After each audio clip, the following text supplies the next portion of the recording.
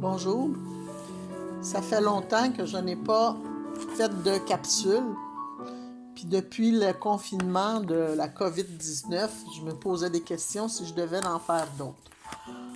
Alors, j'aimerais continuer ma petite étude sur la guérison émotionnelle.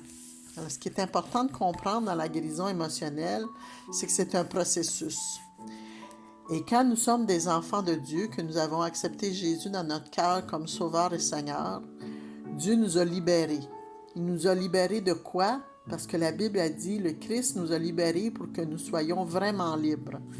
Et pour être vraiment libre, il faut être conscient de nos motifs et il faut être conscient aussi de nos perceptions.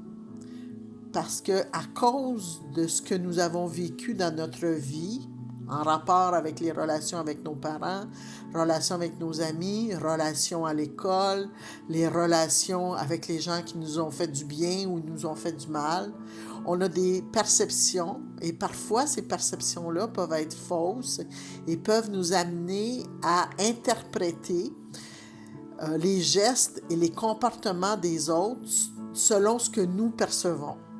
Et si on perçoit ça de la mauvaise façon, c'est ça qui fait qu'on n'est pas libre. Parce que là, on devient colérique, ou on a de l'amertume, ou on a de la déception, ou on pense qu'on se sent rejeté.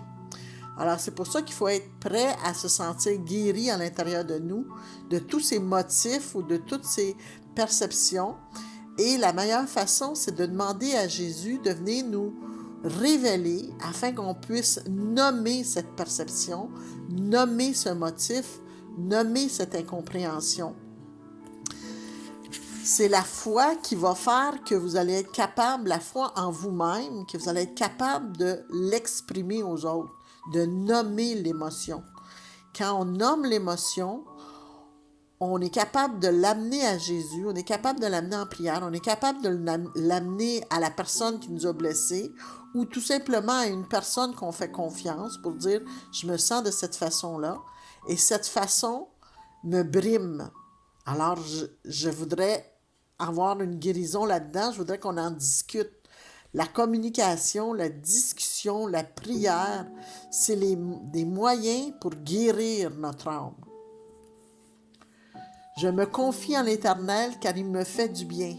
Son amour est parfait. Puis c'est dans l'amour, les uns envers les autres, qu'on va pouvoir guérir l'émotion qui nous amène à avoir une mauvaise perception.